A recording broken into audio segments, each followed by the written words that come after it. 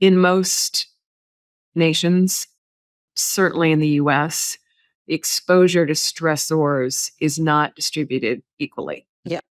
So that we have, huge income inequality and Mhm. that can be associated with different Yeah. job Quality of care, opportunities, environment. nutrition, environment, that pollution, all of that. And I see this also because I don't ever want to be seen to be blaming mothers. Oh, absolutely. I mean, stress is an inevitable part of life. In fact, one could argue we sort of need a bit. Mhm. We need a little bit of cortisol to get a little Yeah, nervous we to, wouldn't get up in the morning yeah, without it. whatever's, that's right, what's going on. But the stressors, the events are not distributed equally. Yeah, it's very important.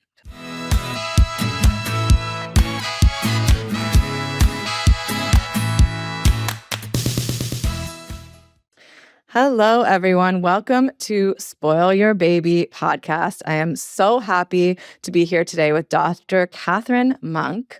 She's Diana Vagelos Professor of Women's Mental Health in OBGYN, Columbia University Medical Center, and the director of the Center for the Transition to Parenthood. Welcome, Dr. Monk. I'm so happy that you're here with us. Thank you. Glad to be here. Yeah, it's so important for mothers and professionals to hear directly from incredible researchers like you who are, just going so far above and beyond with passion and commitment to change mental health for mothers and babies and families. And it's such a pleasure and privilege to speak with you. So I'm so happy Thank you. to learn from you today. So, for those that don't know, Dr. Monk is one of the leading researchers studying how a mother's psychological state during pregnancy shapes fetal and infant development. And she's really, really a pioneer in the field. She showed us through her work that the fetus is not passively developing, which was sort of thought of for quite a while, and that it's actively responding to the mother's internal world. Dr. Monk, to get us started, tell us how you got started in your research career. Yes, my development. Yeah. Well, and that's probably the key word is development. So I trained originally as a clinical psychologist with an orientation that to help an adult to understand them, you need to know, in essence, from whence they came. You need to know something about their background. Um, and so development and doing developmental research was always part of my training while I was learning how to be a therapist with both adults and children. Um, and then I was interested in pursuing a postdoc and really wanted to stick with the topic of development. And there was a parallel change happening in the research world that really caught my eye, which is the idea of how do experiences get embedded in biology and change our biology. And of course, that's now really the epigenetics revolution, that genes are not just set, but that there's actually an expression of genes and that, lead to what proteins are doing and outcomes in health, going down the long cascade. And so putting those two together, thinking about how development is so important to understanding people's long-term outcomes, early outcomes and long-term outcomes, and that people's experiences get into their biology. So what about a pregnant individual's experiences getting into her biology? Experiences like depression happen on a mental, subjective level, but they're also on a biological level, there are changes happening. Yeah. And of course, the mother's biology is the fetus's home. And I'll use a quote from someone who was really an early researcher in what we call prenatal programming, although his focus was on not how the fetus's brain develops in utero, but how other organs develop in utero. But he used a great phrase, which is the womb, excuse me, the womb is the first influential home. So there are really these two parallel tracks for me in doing ultimately a postdoc in psychobiological sciences, which is let's go back earlier in development and let's think about how the experiences get into biology across two generations. And then I guess I'll just share one other aspect, which I think often when we all reflect, we can see again some of the early antecedents of why we do what we do later on. And that is that I grew up knowing my mother had a really significant postpartum depression, which probably started in pregnancy. This is, as many of you may be able to tell by my voice, this is a long, long time ago. Tremendous stigma around any kind of mental health issues, particularly then in pregnancy. So I think I grew up, aware of that and how much she suffered, and that unconsciously that was a motivation to want to be a contributor to change for mothers and families in the future. Incredible. It's amazing how much, I don't know who said it, but how much research is me search. Yeah. And that's really wonderful, because then I think there's really a challenge. And I sometimes say this to prospective graduate students or postdocs, which is, great to identify that component, because it can be consciously or unconsciously part of the motivation. Fantastic. But when push comes to shove, you better be really interested in spending hours and hours with, the research papers you need to read, the experiments you need to run, because you can have motivation and compassion, but it may not match with the way you like to spend your day. The hours you Absolutely. want to put in. So you really need to have both pieces, I think, to make it be productive. And I feel very lucky that that has been my case. Oh, yeah. Researchers are really exceptional in so many ways. The amount of dedication and work, I don't think anyone could ever know unless you see it. Yeah, that's what I know now that I've heard it, that you had that experience. So many fields are like that, though, right? When we walk in, we get a peek of, we see these amazing, beautiful actors, and we think, oh, you just walk on stage, and no, but in fact, the good ones are putting in hours to, make it effective for us. Absolutely, absolutely. So, thank you for sharing that. Thank you for sharing your own story too as part of this, because I do find with so many researchers that is always there in a way, which does drive a lot of passion um, towards it. And there's so little research on mothers and babies and our mental health. And so, um, being rigorous and serious about it is really, really important. And we still need, more and more. And so it sounds like for a long time you sort of knew in a way that the womb was a really important starting place for lifelong mental health. I was drawn to the field for the exact same reasons, like how incredible that our experiences become such a huge part of us. And also, what an opportunity if Yes. people know during pregnancy and the first 3 years of life how much brain development is going on, especially in regards to lifelong mental health. That message is not quite out there yet, but we're working on it. um, so will you expand a little bit more on that? Your research really bridges the maternal mental health and fetal brain development. Tell us more about that in the realm of the studies that you've Yes, worked on. absolutely. And I do think, and I just came from being one of 7,000 people at the American College of Obstetrics and Gynecology meeting. And there was a wonderful focus, which is pretty new for 15, 20 years, on overall mental well-being in pregnancy. Certainly, how to help those who are experiencing, a frank depression or anxiety, but also managing stress. So there is a change happening there in um, more and more, either through collaborations across disciplines, bringing folks such as myself. I'm a psychologist embedded in OBGYN. I'm a direct hire. I oversee a division in OBGYN, so Beautiful. working across disciplines. But to think about the whole person, wonderful, wonderful change happening. Yeah. And again, a big contrast from 50 plus years ago with my mother's experience. But I think it's still, and you're absolutely right, still not quite brought into the OBGYN world as much as it might be.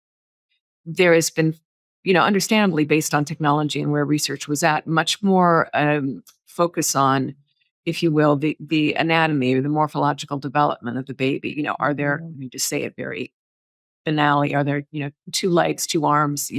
Is that sort of happening? Is the heart functioning? Yep. Do we have any problem with, what we can see in a rather rudimentary ultrasound of the brain, anything like that. So, but what our work and of course other labs across the world are identifying more of now, and definitely spurred on by technology changes like MRIs, is and being able to do MRIs. We've been in our hands, it's been with newborns. Other colleagues do look at brain development in utero. Mhm. It's really remarkable. And so seeing subtle differences in how the brain is developing, and I really want to underscore subtle, in relation to different maternal experiences. And I think we're just going to be learning more and more about this.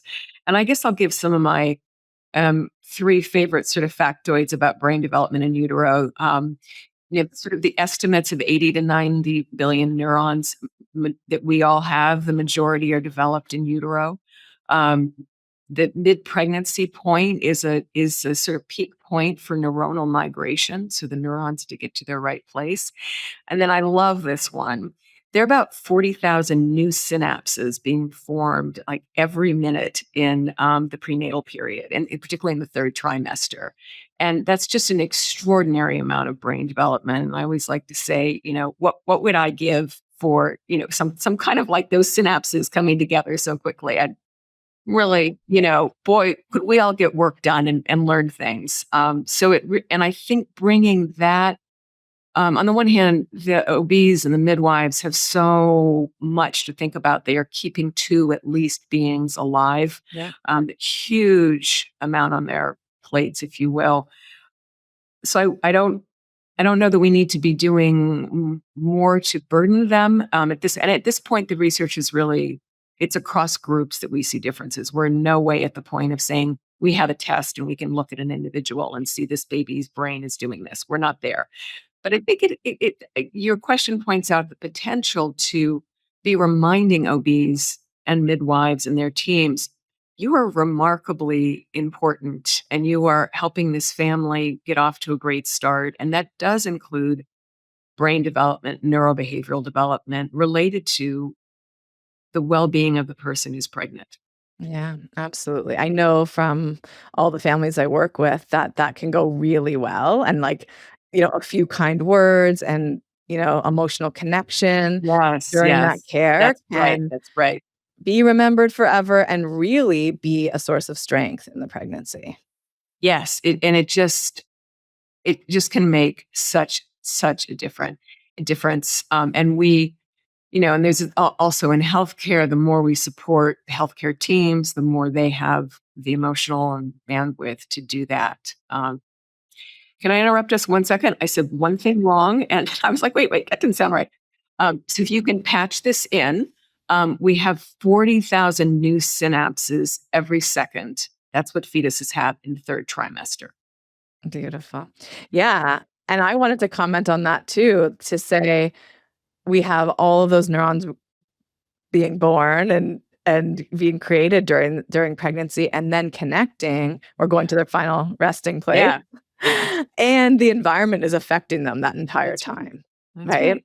Yeah, that's right. So for people who have read my book, I do talk about, the core emotional brain areas that are developing in babies. Um, they People are familiar with amygdala, prefrontal cortex, hippocampus, Yep, hypothalamus. yeah, Will you tell us a bit more about these parts of the baby's stress and emotional regulation yeah, systems forming and yeah. how that those are affected? I'm gonna pick out 3, and you've really already named the first one, because it's where most of our work has been, 2 out of the 3. But, certainly other groups are looking at other areas. I think one of the primary findings to date has been, as you say, with the amygdala, which is more of a subcortical part of the brain and involved in definitely fear processing and emotion experiences, and then the cortical part that develops later, and continues to develop throughout late adolescence or early adulthood is the frontal cortex, and that's more of a cognitive processing. Mhm. And you can think of it as a seesaw, and so there's a connectivity between the amygdala and the prefrontal cortex, and in part, it's a bit of a simplification, but um, the prefrontal cortex can dampen down amygdala reactivity. So how connected those brain areas are, um, does seem to be influenced by maternal state in pregnancy, such as depression or stress. So that is one area that we and other groups have really seen some differences. Um, the other, and we haven't ourselves done work in this area, but it's there is animal research, and it just makes I think it will make a lot of logical sense. Is what's called the hypothalamus pituitary adrenal axis system, Mhm. which is part of our systems to regulate the stress hormone cortisol, can develop different set points based on exposure from maternal, and actually the placenta also functions like an endocrine organ and generates cortisol. But the thinking is that and animal data supports this in an exposure to greater levels of stress cortisol hormone in pregnancy. The offspring changes their set point in terms of how they regulate their own cortisol in the future. Mhm. And then the third area, which is really emerging but is very interesting to me, is the brain areas that develop some of the earliest on are the sensory systems. So, you know, particularly auditory, smell for sure. And auditory is just a huge one. And probably also the experience of this vestibular when the mother is moving around. I say this because emerging research is using this concept again from animal studies, but now it's been applied to human work called entropy. And it's a kind of odd term for what it actually means. It sounds like a stagnant term, but it actually means how much chaos, how much lack of pattern. So there's been early some work from Laura Glynn and others out in California actually looking at how unreliable maternal mood is in pregnancy in relation to child outcomes. So the Oh. patterns. And again, this comes from animal work, which, to say very briefly, exposure to maternal biological signals. So remembering, it's been shown to, and that those are erratic, has been shown to shape development. So remembering that a mental subjective experience is also happening on a biological level. The thinking for many of us now is if there's high entropy, so irregular changes in mood, that's the hardest to adapt to. Mm. When you have stressor and then when you don't know what's coming next. Yeah, That predictable. would, yeah, and that would probably be exactly unpredictable signals in utero. And what does that do to prime the fetus's sensory systems and then connecting with the frontal cortex to really be sort of to have to be on in essence on the lookout. So this is, I think, an emerging story around a different kind of shaping. That's incredible. That's a new area for me. Yeah. Yeah, so for, people familiar with the way I've, talked about it, we can see so with I'm guessing with higher stress in pregnancy, self-regulation would not be developing as strongly, right? The prefrontal cortex amygdala connection would not be as strong, and perhaps the amygdala itself would be more reactive. Yeah, I'm sorry. You're that's right. Right. You're finishing what I neglected to finish. That's Yeah. exactly. Yeah. Yeah. And then the second system, oh my gosh, I already slipped through my Oh, the mind. HPA. And the Yeah. HPA axis, right? So Yeah. the HPA Yeah. axis could also be stronger, right? Yeah, or we don't, and I have to say, and this is where, and actually something I wanted to bring up. So altered, and we have to remember that no one. We have a value judgment, understandably so, about stress and depression. I mean, each of us has at least some sense of what that can be like. Obviously, some people more than others. So it could never be a good thing. But we have to remember that nature, within reason, sort of doesn't make value judgments. And I guess what I'm That's trying right. to emphasize is that if we think about this concept of prenatal programming, as Vivek Glover in England has really, I think, helped us to think about, as from an evolutionary perspective, that what the fetus is doing is trying to adapt, just like your flower chases the sun.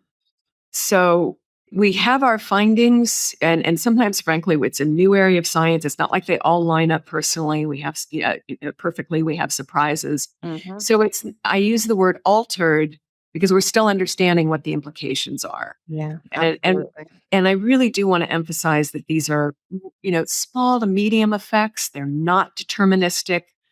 Development is wonderfully plastic.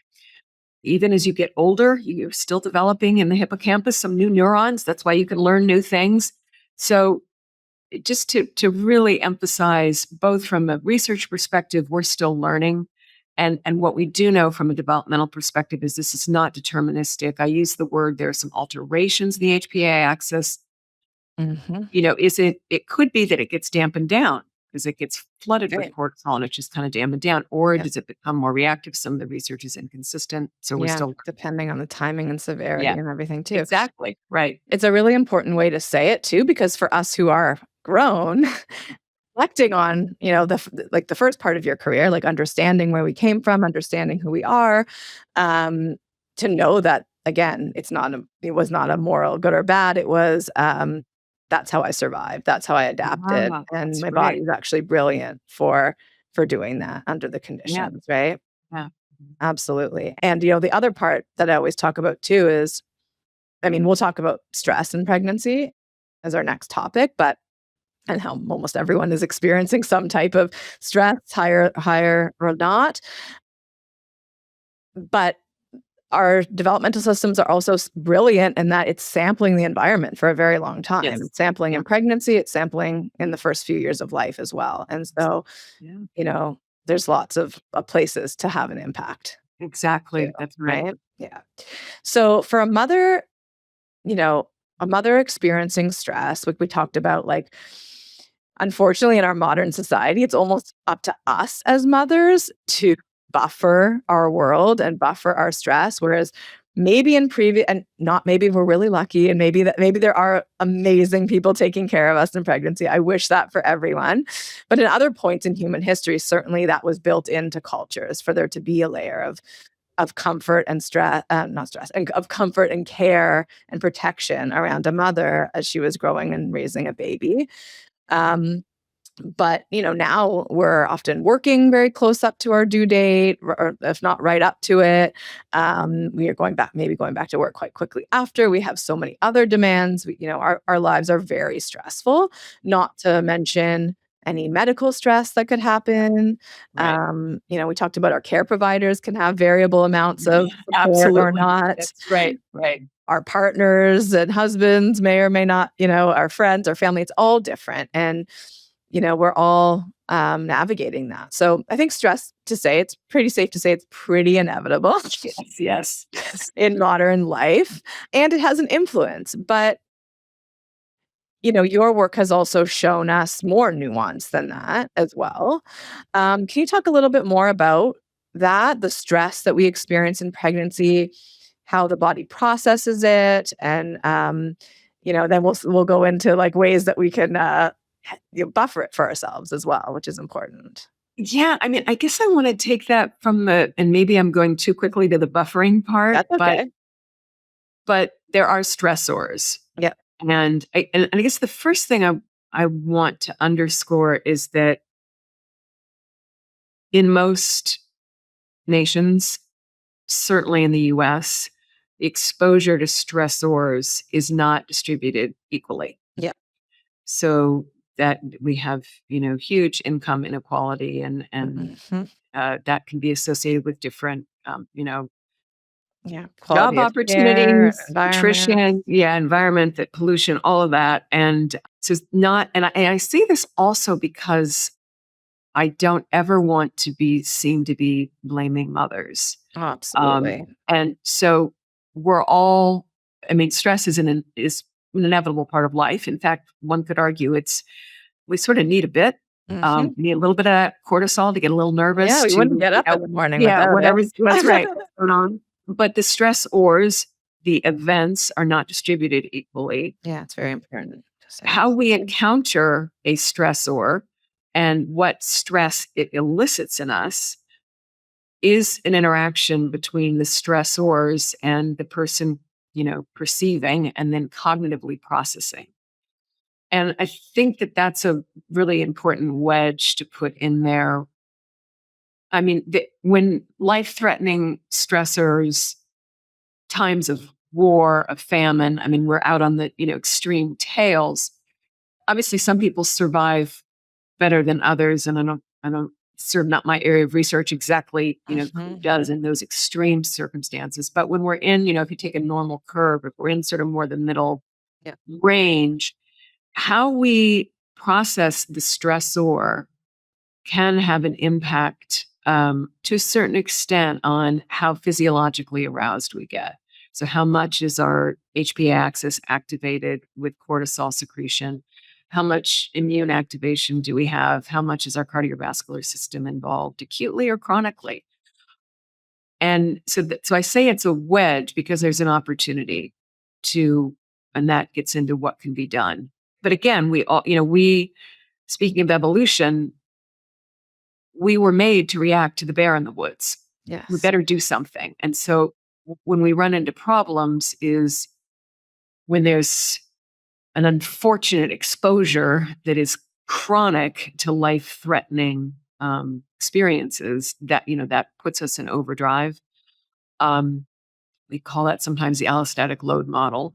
But it's a system we need. It saves us. It's good even if we come home and we think there is someone in the house and there isn't. We need that high reactivity to To act feel on it in safe, that right? moment. Protect. Yeah, Yeah. Protect exactly. ourselves and our baby. Yeah, yeah. So is it correct that you're sort of suggesting that there's strategies to handle stress where perhaps we are buffering it for ourselves and the baby?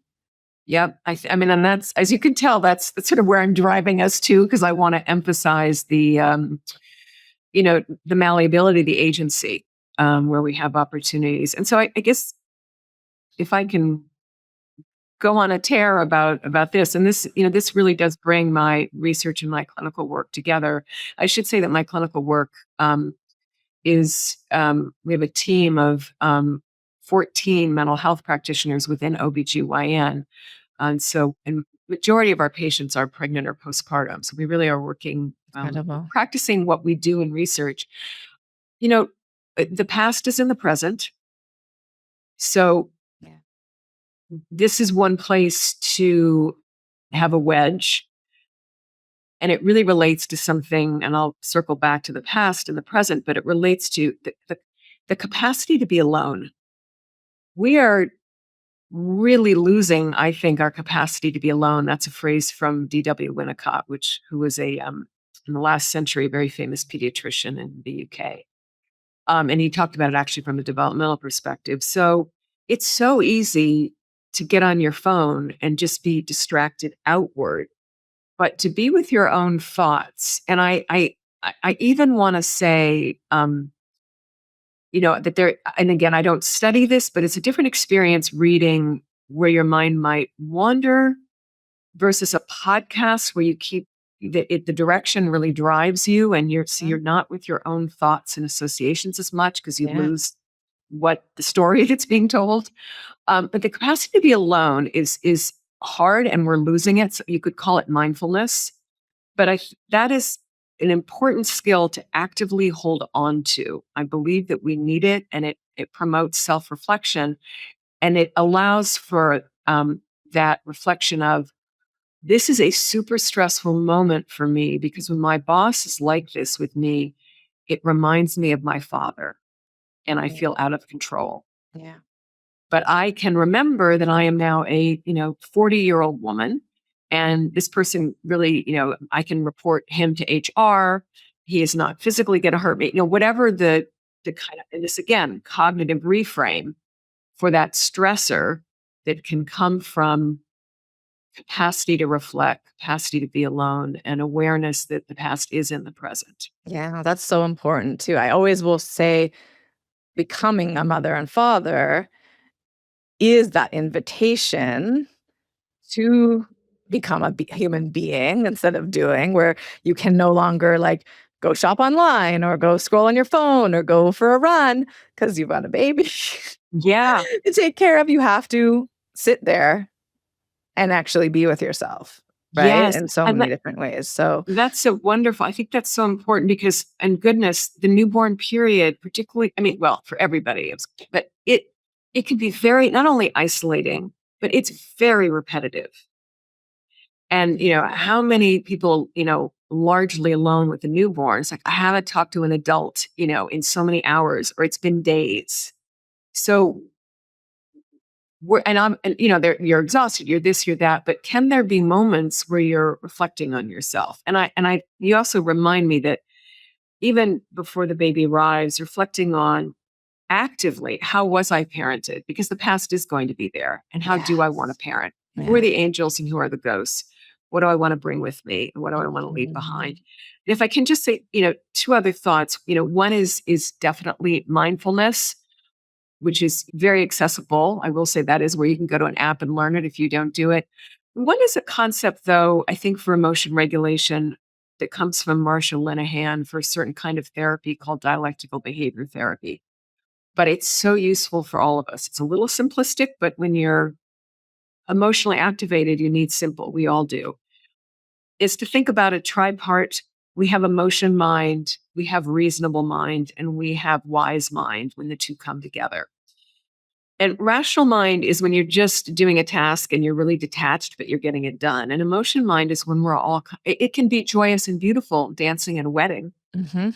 but it can also be that when you're in an emotion that is taking you over, it's quite negative and you're arguing with someone or just incredibly upset. Mhm.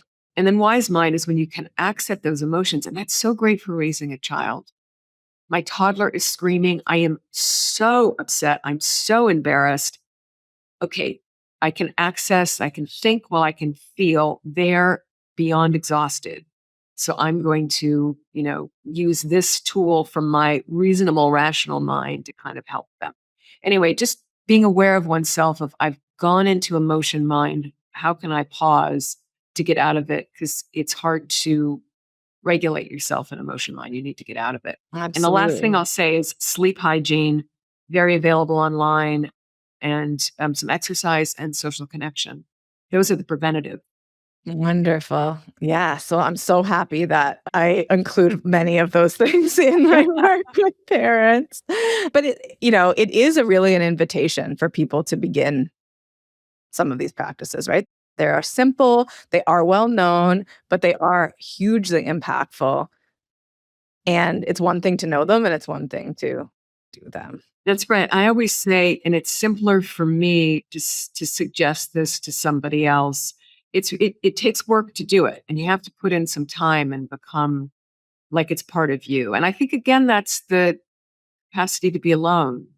No one can do it but you with yourself in those few minutes that you find each day to practice. So the tools are there when you're in a rough moment. Yeah, that's wonderful.